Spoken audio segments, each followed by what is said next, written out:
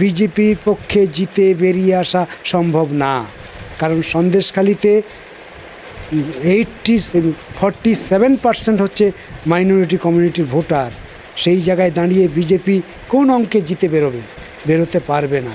তাহলে কেন এই কৌশল? এটাই হচ্ছে কৌশল, আর এটাই হচ্ছে নরেন্দ্র মোদীর ফোন। যে নরেন্দ্র মোদীকে দিয়ে ফোন করানো হলো এই প্রার্থীকে, মহিলা প্রার্থী 1, 2 হচ্ছে নরেন্দ্র মোদী ফোন করলো। এইটা মানুষের কাছে ক্যাপশন করো, মানুষ বুঝুক যে সরাসরি একজন গ্রামের খেটে খাওয়া মানুষকে, মহিলাকে প্রার্থী করেছে, তার সঙ্গে নরেন্দ্র মোদী কথা বলছে। তার মানে এই মহিলাকে নিয়েই, এই প্রার্থীকে নিয়ে আমরা বাকি যে 18টা সিট আমরা গতবারে জিতেছিলাম সেটাও তো এখন অনিশ্চিত। সেই সমস্ত জায়গায় নিয়ে গিয়ে আমাকে প্রচারের আলোয় নিয়ে যেতে হবে। তাই তারা নিয়ে চলে যাচ্ছে। দেখবেন ওকে বর্ধমানে নিয়ে গেছে, বিভিন্ন জায়গায় তাকে নিয়ে চলে যাচ্ছে। এইটাকে ওরা প্রচারের মুখ হিসেবে নিয়ে যাচ্ছে সন্দেশখালির এই ঘটনাকে নিয়ে। আমার কাছে নীতিগতভাবে আপত্তি হচ্ছে এটাই, একজন মহিলা সে যখন তার ইজ্জত রক্ষা করার জন্যে সব অংশের মানুষের সঙ্গে যুক্ত হয়ে আন্দোলন করলো, সেই মহিলার আন্দোলনকে তুমি এইভাবে নষ্ট করে দিয়ে তুমি রাজনৈতিক মেরুকরণে রাজনীতি করার জন্যে তুমি অন্য জায়গায় তুমি ফোকাস করছো। আসলে তাকে যে প্রার্থী করেছো, একে জেতাবে তো না এখানে একটা অঙ্ক কষা হচ্ছে তৃণমূল বিজেপি কে কোন দিকে যাবে? প্রশ্ন আমার এই জায়গাটায়। দ্বিতীয় প্রশ্ন হচ্ছে, আমি এই প্রার্থী নিয়ে আমি কোনো প্রশ্ন করতে চাই না, এ নিয়ে আমার কোনো আলাদা কোনো কোশ্চেন নেই। একজন সাধারণ খেটে খাওয়া বধূ, দিন আনে দিন খায়, না খাটলে খাওয়া হয় না।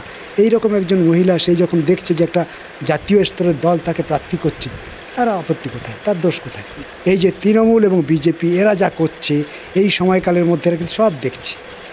বসিরহাটের মানুষ দেখেছে সন্দেশখালির ঘটনা, বসিরহাটের মানুষ দেখেছে সন্দেশখালির অত্যাচার, সন্দেশখালির তৎকালীন বিধায়ক কীভাবে তুলে ধরেছে ঘটনাগুলোকে একের পর একবার সারিবদ্ধভাবে বিধানসভাতে। তার কোনো সুরা হয়নি, কিন্তু তারা ওই সময়ের পর থেকে শাহজাহানের মতন এক একটা কোণে কোণে শাহজাহান গড়ে তুলেছে।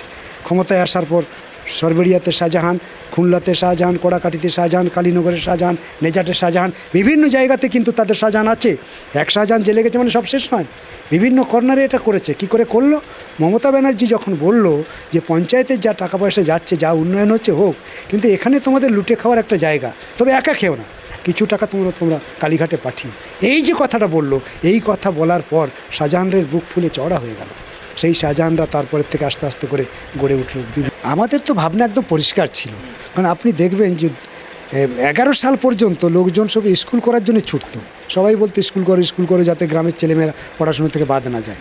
কিন্তু আজকে দেখতে পাচ্ছি গ্রামের ছেলের এই ড্রপ আউটের সংখ্যা সবচেয়ে বেশি। এই এলাকাগুলোতে প্রাইমারি স্কুল বন্ধ হয়ে যাচ্ছে, হাই স্কুলগুলোতে শিক্ষক নেই। কি করুণ দশা, ভাবতে পারবেন না। আমরা এই সমস্ত জায়গাতে টপ প্রায়োরিটি দেব, কারণ শিক্ষা ছাড়া সমাজটা পাল্টানো যায় না।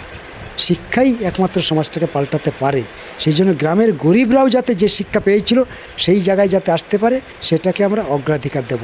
1, 2 হচ্ছে মা বোনেরা মাথা উঁচু করে বাঁচার স্বপ্ন দেখেনি, বাঁচছিল বামফ্রন্টের সময়। স্বনির্ভর দলের মধ্য দিয়ে প্রত্যেকটা পরিবারে মা বোনেরা আলাদা করে রোজগার করার জায়গা পেয়েছিল, আজকে সেই জায়গা কেড়ে নিল।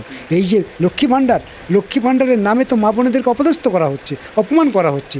মায়েরদের নিজেদের অধিকার নেই, লক্ষ্মী ভাণ্ডার পায় বলে ভোট দিতে পারে না, লক্ষ্মী ভাণ্ডার পায় বলে যখন খুশি তখন তাদেরকে মিটিংয়ে ডাকে, অফিসে ডাকে। এইরকম অপদস্থ কখনো হয়নি। আমরা এই সবগুলোকে দূর করে দেবো, এইগুলো একটাও ধারে কাছে থাকবে না। মানুষ মাথা উঁচু করে বাঁচবে, গরিব হলেও মনে করবে যে হ্যাঁ আমি আমার মতন করে বাঁচতে পারছি। সব ঘরের ছেলেমেয়েরা লেখাপড়া শিখবে, লেখাপড়ার পরে চাকরির জন্যে পরীক্ষায় ল্যাম্পপোস্টের তলায় সন্দেশখালী কালীনগরের ছেলেমেয়েরা পড়াশুনো করতো যে না এসএসসি পরীক্ষা হবে, আমাকে পরীক্ষাটা ভালো করে দিতে হবে। সেই পরিবেশ আবার ফিরিয়ে নিয়ে আসবে। আমরা এইগুলোকে সবচেয়ে বেশি গুরুত্ব দিচ্ছি। গরিব মানুষ যারা জমি হারিয়েছে তারা জমি পাবে, কৃষক আত্মহত্যার লাইন আর দেবে না।